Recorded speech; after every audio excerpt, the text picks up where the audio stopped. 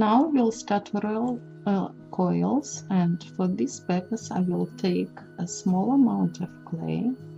It's about 5 millimeters in diameter little ball, and I will put it on my working surface and start rolling it.